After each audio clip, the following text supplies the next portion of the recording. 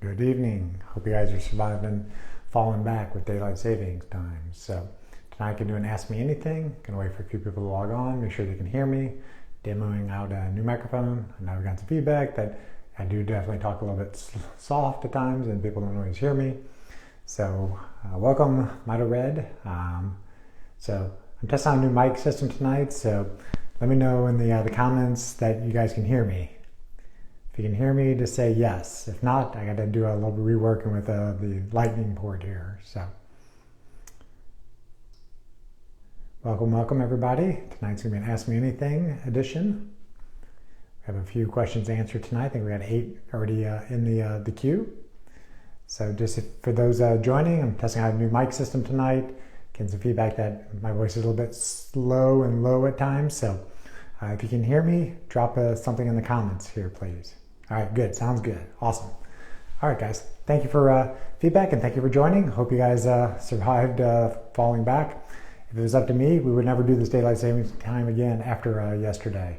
Yeah, we're supposed to live by nature's rules, not man-made rules. If you actually read the history of daylight savings time, how they changed it from September to November, a lot of special interests kind of lobbied so that they'd have more daytime at nighttime. But that's not how we were designed. We're supposed to get up around sunrise. Should be going to bed 3 or 4 hours before, after sunset. So live by the sun rules, not necessarily man-made rules. So, all right, guys. So let's hit the questions tonight. And thank you for those that submitted them. So the first question is, what should be the next, I assume, step if your LDL-C, I assume, is 223, HDL-C 66, triglycerides are 82, high sensitivity CRP 0.6, and the person has a calcium score of 0. So one would have to know your age. If you're 40 years old with those numbers, well, you got probably 40 more years of your lipids, banging into your arteries. You may be not having a calcium score of 0 when you're 80. If you're already 80 years old and your score is 0, then whatever you're doing is tending to work for you. But the traditional lipid panel is a really poor marker of risk. So I would first start with getting an ApoB number. Ideally, probably want your ApoB number 80 or less. And then you could also do lipid particles, an NMR that can give you some information as well. Also check a lipoprotein A because 20% of the population has high Lp(a), and that can sometimes falsely increase your LDL cholesterol level because the ApoB particles include the LDL particles, the VLDL particles, the ILDL particles, and the lipoprotein A particles. So I would start with getting a little bit more advanced blood work, and then test on gas philosophy. So calcium score of 0 is great. That just means you're not late to the game. But you may want to do some testing that look at endothelial function. That can include a max pulse. That can include an endopat. You can also assess for soft plaque with a CIMT, carotid intimal medial thickness ultrasound, or depending on the right circumstances, could consider a clearly CCTA, CT coronary angiogram. That can assess if you have any soft plaque building up in your coronary arteries. If you're more wanting us to kind of take a look at it, feel free to reach out to our office, drtwyman.com, and we can see if we can work together. But thanks, that's a great question. All right. Next question is, what level of VO2 max development is ideal for cardiovascular health and longevity? So it's going to depend a little bit on your sex, your age, and your body weight. Those are kind of the big 3 drivers of it. Also, there's a big genetic component to it. But ballpark, you generally see a VO2 max around 40. The VO2 max is your maximal volume of oxygen that you can extract during exercise. That's when you're still beta oxidizing fats for energy. You're not in the anaerobic phase yet where you just got to use glucose for energy. So all things to be considered, generally a VO2 max that's higher is better for longevity, but I wouldn't get too mixed up into it. If your number's around 40, there's different tables online that you can look at and see what the average person of your age scores would be. If you listen to Dr. Peter Attia, he wants to get to the 100-year-old Olympics. He's always trying to have himself be in the exceptional zone for VO2 max for somebody 10 years younger than his biological age. Now, I've only done the VO2 max once on myself. I'm going to probably get another one done in a couple months just to get a baseline, but I don't worry too much about what the number is. Ways you can boost it up is do a lot of VO2 max training with zone 2 training, and then also some zone 5 interval type training.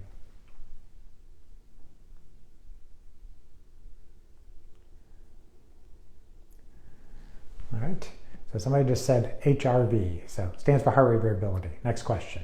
No, I'm just kidding. So I assume it means, what are some things that can be done to optimize heart rate variability? I recently just gave a talk to the St. Louis Institute of Integrative Medicine and had spoken about this topic. Stress is ubiquitous. There's stress in everybody's life, both physical and mental stress. And stress is good at times. It helps drive you.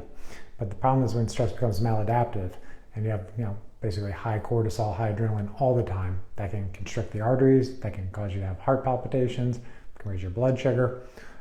Lots of things go wrong when you have chronic stress. And in our office, we always assess 3 minutes of heart rate variability on patients when they come in and control them. Are they more sympathetically driven or parasympathetically driven?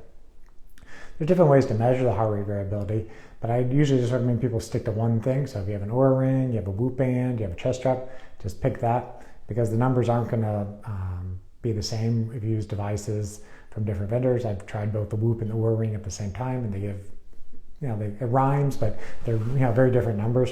So just find out your own baseline HRV, and then if it starts dropping 10-20%, maybe you're coming out with a virus, maybe you've overtrained in the gym.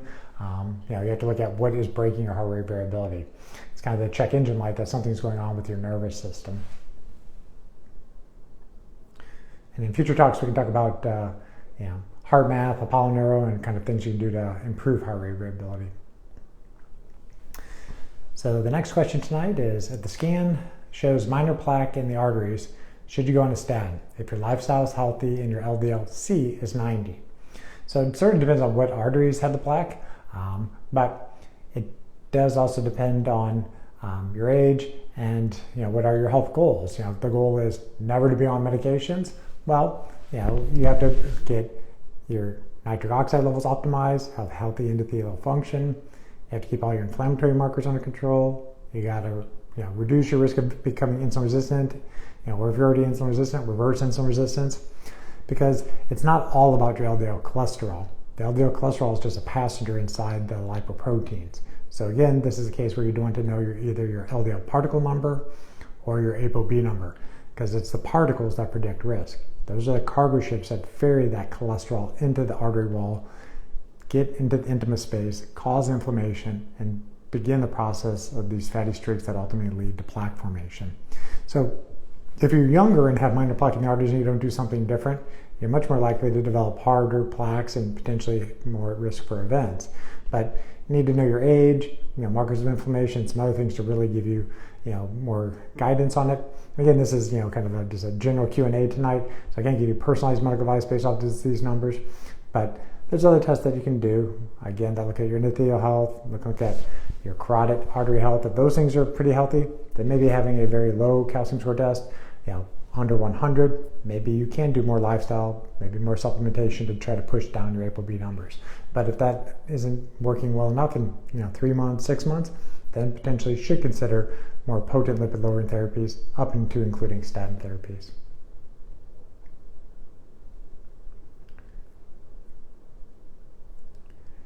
All right, so the next question is, what is the best way to bring down their blood pressure other than medications? So sometimes I joke online, blood pressure is not a disease. It's something going on in your endothelial health. There's something in your environment breaking your body's ability to make nitric oxide. There's many things that could also raise your blood pressure in addition to just having poor nitric oxide, but I usually would start there. So first off, is the blood pressure chronically elevated, or is it just, when you go to see the physician, do you have white coat hypertension? There's things that can be done to help determine, is it just a stress-induced blood pressure problem, or is it a chronically elevated blood pressure? But when you have high blood pressure over time, consistently greater than 110/70, the risk of shear stress in the arteries starts increasing, and the risk that plaque could build up goes up. We start getting into the 160 milliliters of mercury systolic, the risk of stroke significantly starts going up. So in that case, medication is probably just the right choice at the beginning while you're trying to get to the root cause of why the blood pressure is high in the first place.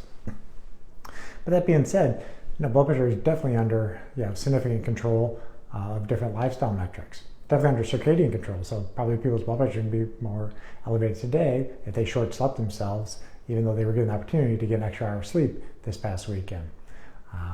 But exercise is one of the best things to do it. When you increase blood flow to your muscles, you're going to release nitric oxide. That's going to help lower blood pressure.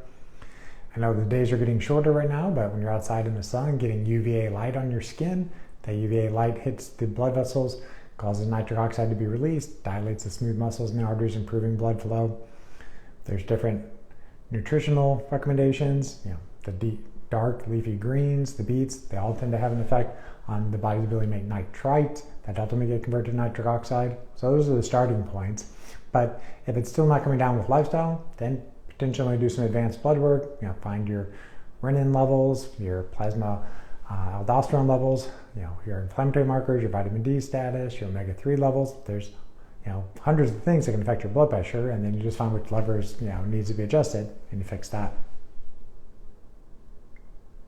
Welcome everybody who's joining. We're going through our Ask Me Anything November edition. Have a couple more pre-submitted questions. Thank you for those that submitted them earlier today, and then we'll get to the ones that you guys have been dropping in the comments. All right, so somebody's saying that they have a lot of premature ventricular contractions, no clear reason, they don't consume caffeine. Will the red light help? The answer is possibly, but what are premature ventricular contractions? Well, your heart, you have an atria and a ventricle. The atria, the right atria, there's a sinus node, the body's natural pacemaker. It fires, sends a message down to the bottom fires.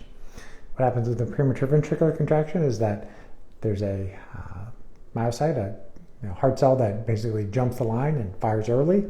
That message gets sent back upstream. The body's natural pacemaker says, oh, something happened, the heart already fired, and waits. Well, during that next beat, the heart has more time to fill up with blood, and people usually feel a thump, a harder beat, or they feel like the heart skipped. It really didn't skip, it was just that it was a compensatory pause, and then the premature ventricular contraction happens.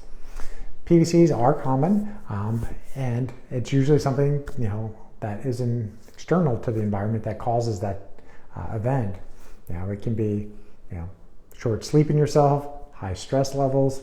They already mentioned they're not abusing caffeine, but also if you're abusing caffeine, nicotine, alcohol, all those things will cause premature ventricular contractions. If you're low on potassium, if you're low on magnesium, more likely to have premature ventricular contractions. But the other one that most people don't always put top of mind is, what is your EMF exposure? I see a lot of patients come to the office and they got their cell phone sitting in the front pocket. That's acting like a radar jammer essentially to the mitochondria in your heart. If you sleep in a room with Wi-Fi routers, that might be driving more of the PVCs. So you have to kind of keep a logbook of seeing what might be triggering it. If it's always in one particular room, it's probably an EMF issue. If it's kind of all throughout the day, well, it may be some issues with your thyroid or electrolytes. So there's some other testing that you can get done to take a look at it. Blood testing, wear heart monitors to figure out what the PVC burden is. Sometimes you need an echocardiogram to see if there's something structurally abnormal with the heart. But for the most part, they're generally benign. They may be bothersome, but if you can't get to the clear root cause of it and they're really bothersome, there's medications that can kind of help decrease cortisol, adrenaline, the beta blockers. But sometimes there's side effects, when you take those things. But back in the 80s and 90s, they thought they were supposed to suppress all these things. They were giving people, some significant antiarrhythmic medications to try to suppress all premature ventricular contractions. And more of those people were actually dying than the people who were continued allowed to have PVCs. So you're not supposed to try to suppress them. You're supposed to try to figure out what's causing them.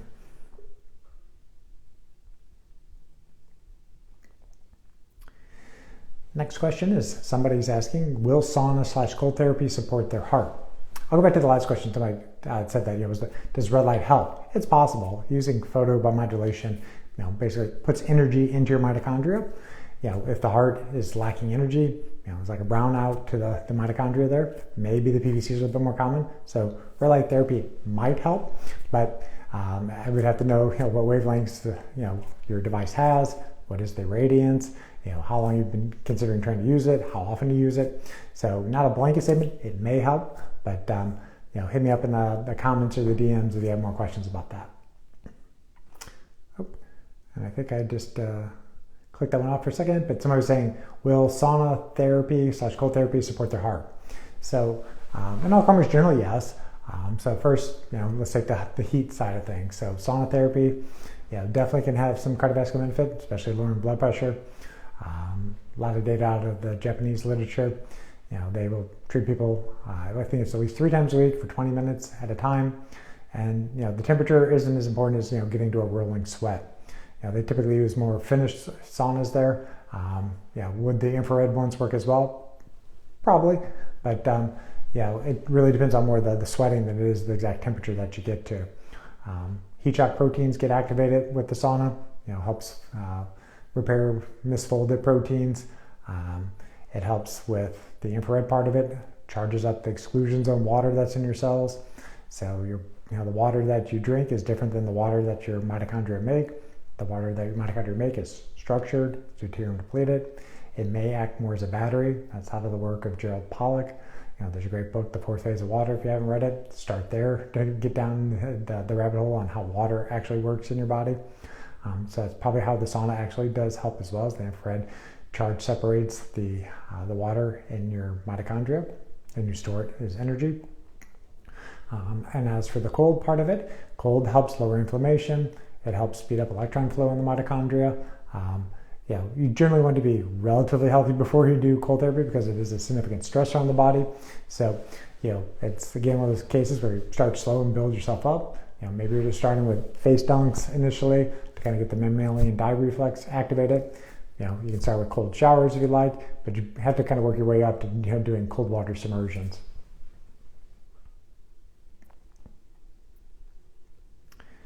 And then the last pre-submitted question is, are there any labs I look at for thyroid health?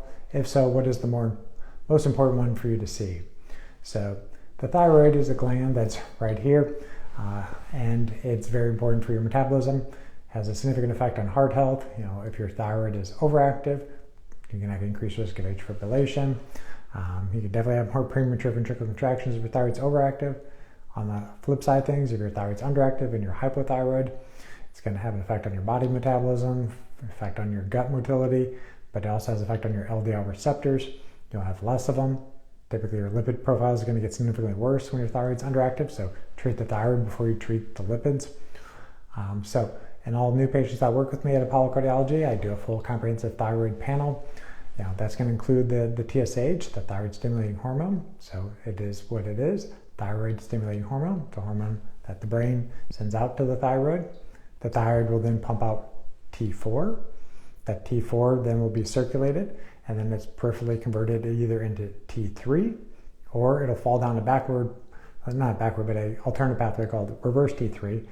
Reverse T3 is a hormone that your body does not have access to and can't use it. So it's not a very effective use of the T4 essentially for the body. It also can be a marker that you may be becoming leptin resistant. So you may be having issues with body composition. You're holding on to more fat. So those are the three basics: thyroid stimulating hormone, free T4, free T3, and then also reverse T3, at least the initial time I check patients' thyroid labs. But I also will assess patients' thyroid antibodies at least once to ensure that they don't have Hashimoto's or autoimmune thyroiditis. That's going to be anti-thyroid globulin antibody and also thyroid peroxidase antibody, or anti-TPO. So check those labs and you can assess that your thyroid is working optimally. If your doctor only checks the TSH, it's not enough to really get to the root cause of what's going on with your thyroid function. All right. So welcome everybody who's been joining. I've answered the pre-submitted questions. I'm going to go back and answer anything else that you guys have been dropping in the comments tonight.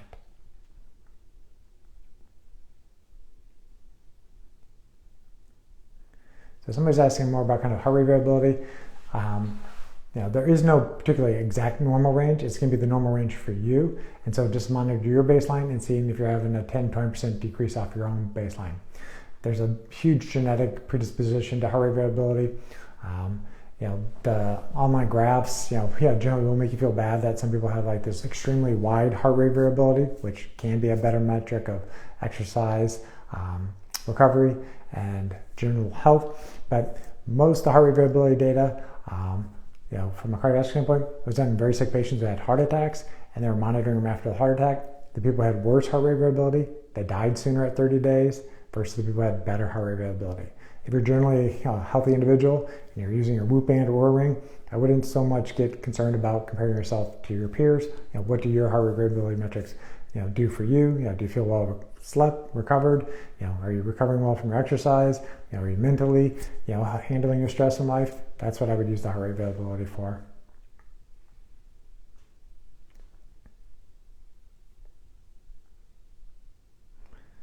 So somebody's saying the internet has mixed info of heart rate variability. It's supposed to be higher or lower during sleep.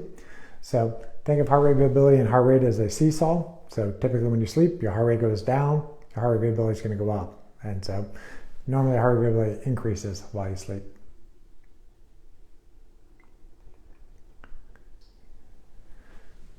So this is a long list of things, but what are some non-statin options for LDL reduction? First, you got to look at, what is going on with the lipoproteins. Is it a hyperproduction issue? You can assess that by looking at desmosterol levels. In that case, then potentially you're using fibrates, fish oil. You may be using niacin.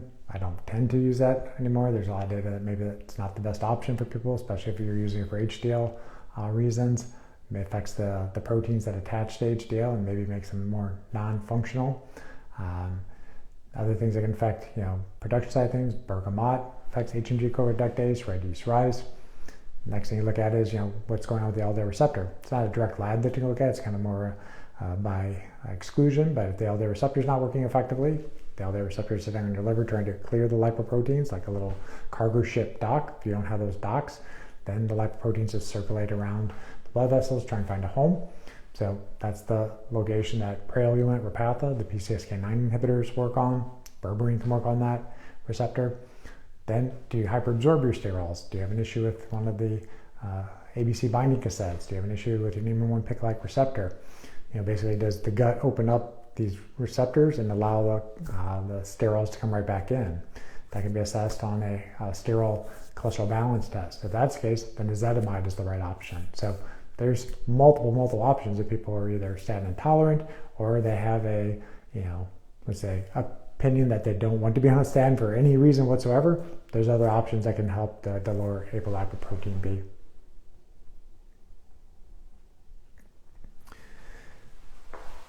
So somebody's asking, what are some reasons for an unusual high heart rate? Is it dangerous? Depends how high the heart rate is and if the person's symptomatic. So, in all comers, a quote normal heart rate is between 60 and 100 beats per minute. If it's less than 60 beats per minute, it's bradycardia. If it's greater than 100 beats per minute, it's tachycardia. It's normal that your heart rate goes up with exercise, but there are some people that they have inappropriate sinus tachycardia, and the heart rate really rockets up with exercise. If the person is not dizzy, nearly passing out, or passing out, it's probably not dangerous. There's a few things that can be done to work the person up to figure out what's driving it. First thing would be to wear a Holter monitor or a longer duration monitor to see what is your true average heart rate, see what type of activities start to increase your heart rate. Then potentially would want to do an echocardiogram to see is there anything structurally abnormal with the heart. If you have a structurally normal heart, then it may be something more biochemical. Back to the thyroid, is your thyroid overactive? If you're hyperthyroid, that may drive heart rate. If you're anemic, don't have enough red blood cells, well, then you got to pick up the heart rate to pump the oxygen around the system faster. There's other issues that you can see in the blood work that might drive a high heart rate. So it's not always dangerous, but depends if you're symptomatic, determines how much workup is required for it. Worst case scenario, let's say it's inappropriate sinus tach. There are medications that can be done that help slow that heart rate down, but then it acts as a kind of regulator to when you're exercising, you can't get your heart rate back up fast again. So sometimes those patients end up seeing an electrophysiologist, which is basically the electrician of the cardiovascular world. They may consider doing an electrophysiology study where they go up into the heart and try to figure out where these faster heart rates are coming from. Sometimes they're due to, not only sinus tachycardia, but it could be supraventricular tachycardia, it could be atrial fibrillation. So maybe would need to do an EP study for to determine why the heart rates are up. And sometimes ablation procedures can help, not always, but talk to your doctors and they can kind of lead you towards is it something more benign or do they need to work this up a little bit more aggressively?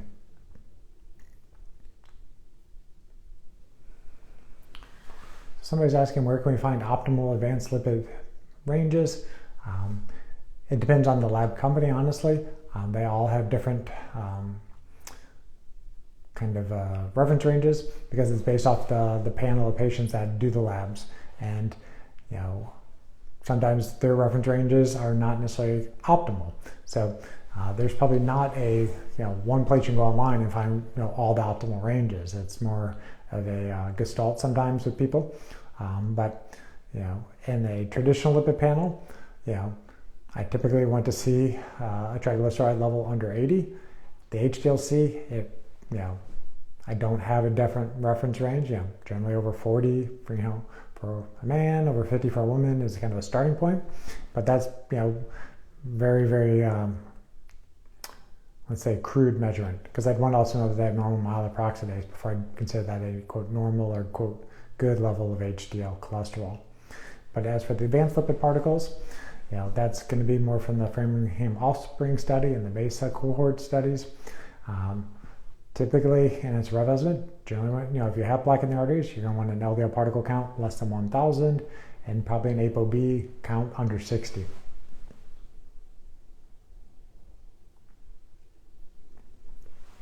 Somebody's asking which DNA test would you recommend.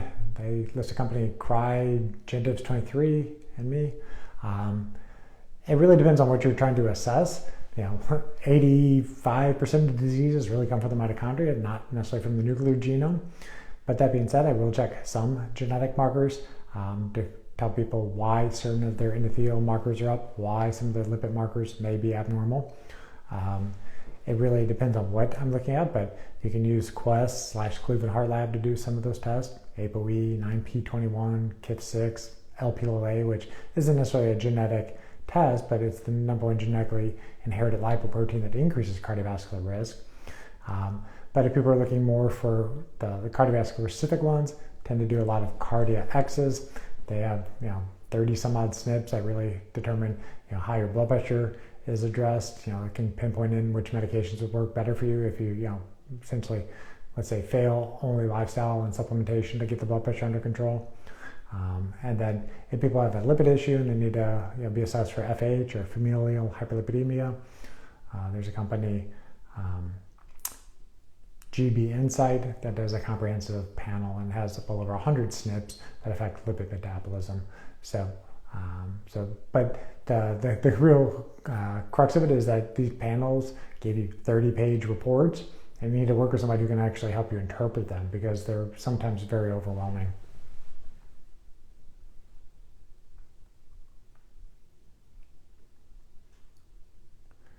Somebody says they're coming more around to the idea of EMF exposure and health issues. Yeah, for sure. I mean, mitochondria are like radio antennas, and they're always listening to their environment.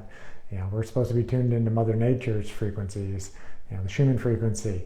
We're not supposed to be tuned into 5G. The 5G, basically radar jams some of the sensors in the mitochondria. Somebody's asking about, can anxiety disorders cause heart conduction abnormalities? Yes, in a way. I mean, I would say more of that if you have chronic anxiety, you're more prone to having premature atrial contractions, premature ventricular contractions. Is it going to necessarily drive atrial fibrillation? Probably not. But sometimes there's a chicken and egg issue with something called supraventricular tachycardia. So that's when a different cell in the top chamber of the heart beats really, really fast, sends a message down to the bottom chamber, and it keeps up and it's beating fast as well. Generally, the heart rates can be 120 to maybe 200 beats a minute. And sometimes if you're exercising, you can get your heart rate up that fast. But what happens with supraventricular tachycardia is that your heart rate, let's say, is 60 and you're sitting at rest. All of a sudden, boom, your heart rate blasts up to 150, in 1 second. Most people are going to feel pretty awkward when that happens. And again, it's kind of like a chicken and egg situation. Sometimes people get told that they're just having panic attacks, but they're really having a heart rhythm issue. So anybody who sees me and says that, like, oh, I've had panic attacks or a lot of anxiety, well, I'll rule out a heart rhythm issue. I'll slap a monitor on them that lasts, for 7 days and records 24/7 what their heart electric activity is doing, and see if they have anything that would predispose them to having frequent premature contractions, or did they catch any episodes of supraventricular tachycardia while that's going on. But a lot of times, anxiety is, high cortisol, high adrenaline. Yeah, the heart's going to kind of respond as an innocent bystander in that situation. So that's the cases where, deep breathing exercises, mindfulness, meditation, heart math, Apollo Neuro, exercise, counseling, if that's still not doing it, then you really got to kind of work with somebody who can kind of get to the root cause. Why do you still have anxiety? Somebody's saying, I exercised lost a ton of weight, diet, and still blood pressure is high. Any recommendations? Have to know more context a little bit, but often it is that people are not necessarily sleeping well enough. They're not necessarily managing their stress to an optimal level. They may be an indoor worker and they're not getting the appropriate light signals. So those are where I'd start first. But then it would be comprehensive blood work, looking at different inflammatory markers, homocysteine, uric acid, aldosterone, renin, finding the root cause of what's driving the blood pressure up. All right. Somebody's asking, is there still time to sign up for my Cancun event? There is not. The event registration closed November 1st, so it's only for the VIPs that signed up at this time. But we'll do again some ones next year. Looking to potentially do one in Florida, most likely Tampa, month to be determined, probably Q1 or Q2 of next year. So stay tuned if you're interested in a Florida retreat with us.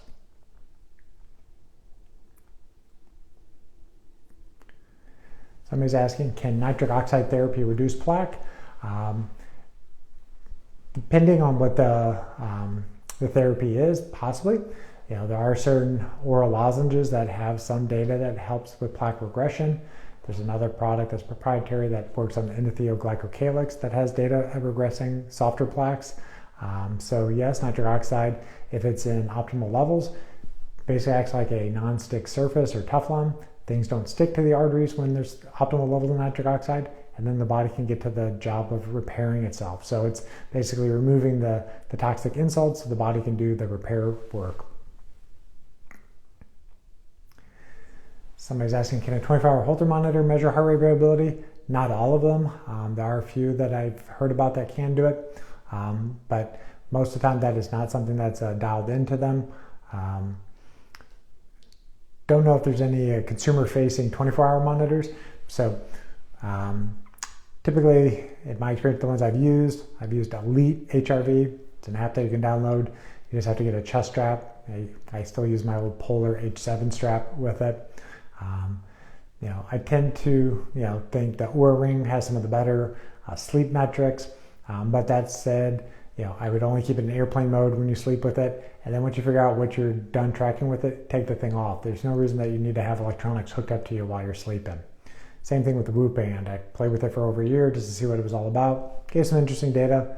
A lot of it's data overload for many things, but again, once you dial in what's potentially affecting your sleep, then stop using the thing.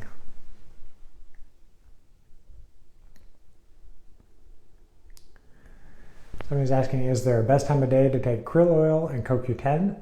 I'm going to say it's a big depends, but it also starts with, is it necessarily required to take krill oil or CoQ10?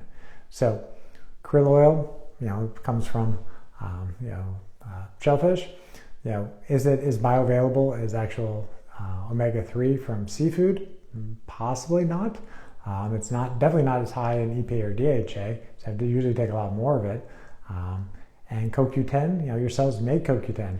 So unless you're on products that are depleting CoQ10, like a beta blocker or statin, may not necessarily have to supplement with CoQ10. So always start the premise is, is it a mission critical supplement you must take? What deficiency are you treating with it?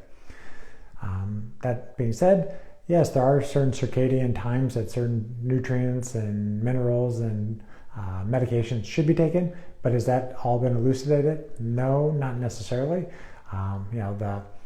Aspirin, typically better in the evening time. Some of the beta blockers, some of the blood pressure medications, typically better in the evening time. Other ones like this, I would think more krill oil would be kind of more like a food product. So sun up to sundown. So I wouldn't get too tied up into the timing for those two particular ones, but we want to know more about why those ones are being recommended.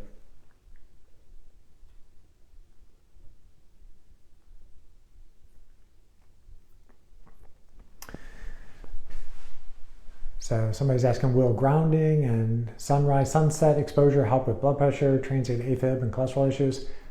Good point. I didn't mention earlier, but yes, grounding may help with blood pressure. It just helps lower inflammation, and the arteries may relax when there's less inflammation. The blood is also less sticky when you earth and ground more. The red blood cells don't stick together. The red blood cells are more negatively charged then. Your endothelial glycocalyx is negatively charged. Think of like a maglev train. Negative repels negative. So you try to hold a magnet close together, they repel each other. If things are less negatively charged and they start sticking, the blood tends to be more like ketchup, and that can affect blood pressure in a negative way. So earthing grounding every day, excellent. Sunrise, sunset is much more for setting your circadian rhythms than it really is for blood pressure. It's the UVA wavelengths of light that really have an effect on blood pressure, and that wavelength of light really is not present during sunrise or sunset. That's going to be a little bit more later in the morning, and a little bit, depending on where you're at in the universe, essentially, how close to sunset will the UVA go away. There is an app called Circadian, or it's also sometimes called Circadian Life, that can give you that information when the UVA is out in your local environment. But earthing grounding and sunset probably doesn't have much issue in cholesterol. It's not going to have an effect on lowering those levels. Will it help sulfate it? Possibly, but that's a kind of a debatable topic. And atrial fibrillation, unknown that would truly have a big effect on it. It may help with lowering inflammation, which sometimes AFib is driven by, but it wouldn't necessarily treat atrial fibrillation.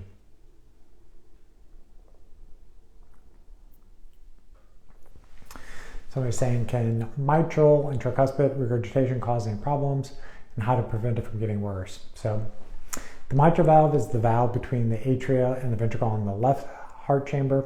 The tricuspid valve is between the atria and the ventricle in the right heart chamber. And somewhere in 70 to 80% of people will have at least mild tricuspid regurgitation, and it's usually benign and doesn't cause any problems. There's nothing particularly you can do to reduce tricuspid regurgitation from getting worse, other than keeping, let's say, inflammation under control. Don't get endocarditis that damages the valve. Don't develop pulmonary hypertension, which would damage the valve. So it's kind of more down the line things, but there's nothing specific to be doing for that valve. The mitral valve typically is not regurgitant. Sometimes there's a little bit of trace regurgitation.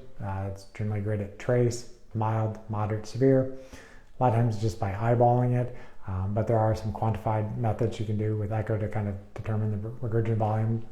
Most time, mitral regurgitation is benign, not symptomatic, may not even get heard on exam, but if you have a holosystolic murmur on exam and you're short of breath with exercise, you probably have more moderate to severe mitral regurgitation. In that instance,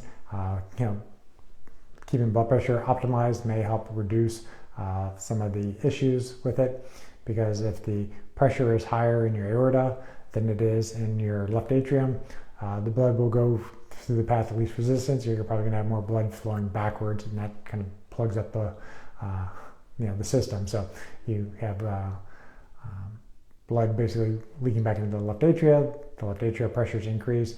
That transmits back into the lungs. That can increase pulmonary pressures, give more short breath with activity. Sometimes if it gets severe enough, then you need the mitral valve repaired or replaced. But there's nothing really to do that you can do to prevent it from getting worse. It's a lot of times it's a mechanical problem that sometimes needs a mechanical fix.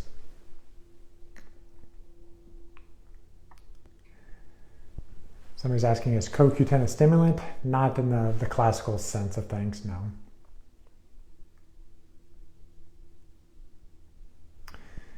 And then somebody's asking, will supplementing L-arginine keep your nitric oxide levels up? It's a big maybe. L-arginine is a amino acid. It uses an enzyme called endothelial nitric oxide synthase, eNOS. The eNOS enzyme converts arginine over to citrulline, and nitric oxide gets kicked off in the process. Approximately at the age of 40, that endothelial nitric oxide synthase enzyme gets less efficient at working. So you have all the precursor L-arginine, but it's not going to convert into L-citrulline very effectively. So shoving in more L-arginine is not going to necessarily be the solution. You have to get eNOS working more effectively. Sometimes that gets broken because of certain micronutrients are deficient. Other times it's due to people having other backup pathways that aren't working well for them. So if their salivary pathway doesn't work well, then they're more dependent on this arginine to citrulline pathway. There are proprietary supplements that can help boost endothelial nitric oxide synthase in that instance then. This is a very timely question. Somebody's saying, what blood test can someone start with to check your heart? I was actually starting to put together kind of like, Dr. Twine's top 10 labs.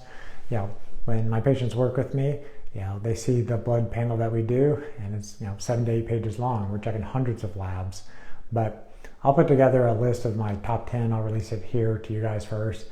But off the top of my head tonight, I'm always looking at things that affect endothelial function, inflammation, and then your lipoproteins. So for endothelial function, that's going to be ADMA, SDMA, urine microalbumin creatinine. That's a marker for protein leakage in your urine. Uric acid, homocysteine, all those affect nitric oxide production. Inflammation, look at the high sensitivity CRP, the LP-PLA2, the myeloperoxidase. We'll also look at oxidized LDL, oxidized phospholipid on ApoB, so are you rusting from the inside out? Test called F2-isoprostane creatinine, that does that as well. Then looking at lipids, I'm always going to look at the whole particle count, but if you only had to look at one thing, honestly just look at apolipoprotein B or ApoB. And then at least once in your life, have your lipoprotein A or LPLA checked. If it's normal, it's always going to be normal. If it's high, it's likely always going to be high. But if it's high, then you need to go looking for the other things that might be driving early cardiovascular disease. All right, next question. Somebody's saying, can tachycardia episodes damage the heart? It's possible. There are episodes of tachycardia-induced cardiomyopathy, but typically you have to have a fairly high burden of tachycardia for that to occur. I've definitely seen a few cases in my career, and then when the tachycardia was addressed, oftentimes the left ventricular function will return back to normal. All right.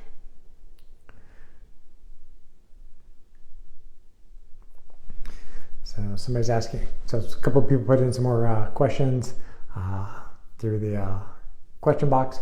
So what are my thoughts on baby aspirin for protecting someone from a heart attack or stroke? So it is a N of 1 type of situation. I don't recommend aspirin for everybody, but if you've already had a heart attack, stroke, stent, bypass, then aspirin's on board to reduce the second time that you're going to have one of those events.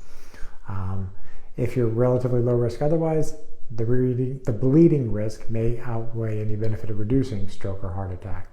So you have to kind of nuance it and look at what the person's other risk factors are. If they have lipoprotein(a), their blood is more likely to clot essentially. So those patients I usually will recommend aspirin. If somebody's done a CT creatinine calcium score and the score is anything other than 0, typically we're going to have the conversation about risk benefits of starting aspirin. Sometimes even if they have just intimal thickening on their CMT, we're talking about having that be on board to help reduce platelet aggregation. So it's a N of 1 type of situation. It's the person in front of you and their bleeding risk, and then also what is going on with their arteries that makes the determination if aspirin's the right choice for them.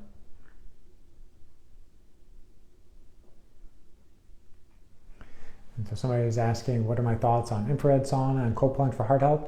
I answered this question a little bit earlier tonight, but both are potentially useful modalities, especially the sauna therapy.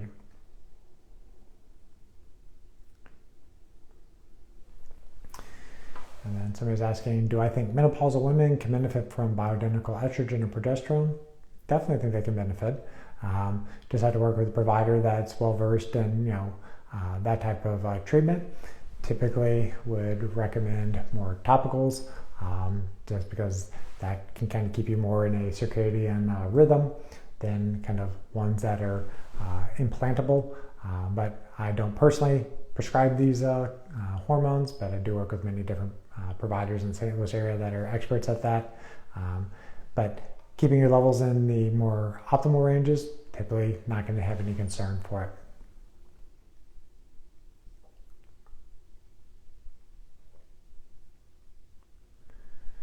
Somebody's asking, can you have tachycardia episodes without arrhythmias? Yes.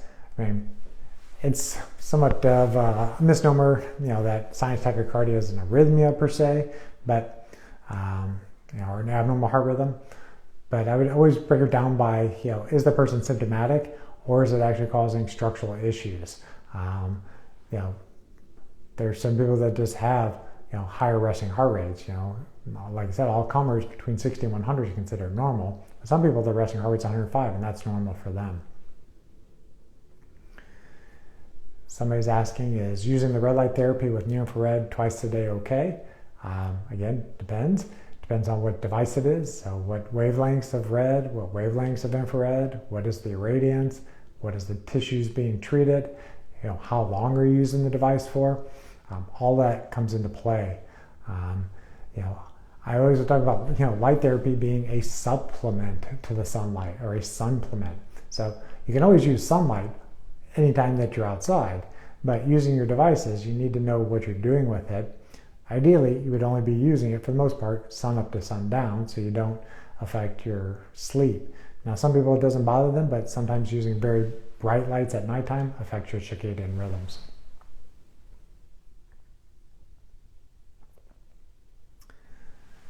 All right, well, I went a little bit longer than I normally go tonight. There's a question that's popping up here. I'm probably going to defer this one to another time. Somebody's asking, can I explain what red light therapy is? And is this something you can buy to use? So I probably have, 10 to 20 hours talking about photobiomodulation on my previous IG Lives. I've actually put a website together that has the replays of those. The website is redlightdoc.com, all one word. There's links to some of the other articles that I've mentioned before in these type of talks. There's a calculator to figure out how long you're supposed to use your particular panel. There's also links to particular companies that I either personally have their device, or I know their owner and I know they're making reputable devices. Some of them have discount codes, some of them are affiliate links, but if I wouldn't think it was a good product, or I wouldn't personally use it, I wouldn't be recommending it.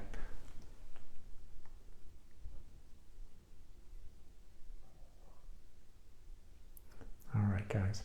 So I'm gonna let you guys go for tonight. This replay will be up and live in just a few minutes. Next Monday, 6 p.m. Central Time, topic to be determined. I just did one on red light therapy last week for Halloween. I was the red photon. So I'll probably hold off on doing a red light one until a little bit later this month. So since there's a lot of questions about heart rate variability and blood pressure, I'll probably be one of those two topics next week. And then the following week, it'll be the other one. So if you guys have any other questions that you're interested in, you can always drop me a message in the comments, or send me a DM. And if you're following me online on Instagram already, my only ask tonight is have a look at my YouTube page. I'm going to be launching some more long form videos there. There'll be slide decks where then I can kind of show you how to read your labs and such. So I know a lot of you already do follow me on my YouTube channel. YouTube just launched handles. So my new YouTube page is going to be youtube.com/@Dr. Twyman, just like the way it's spelled up here, DrTwyman. If you follow me on YouTube, you'll get notifications when I'm going to release longer form videos there. I'll start doing that in the very near future. So thank you guys for your time and attention tonight, and we'll see you next Monday, 6 p.m. Central Time.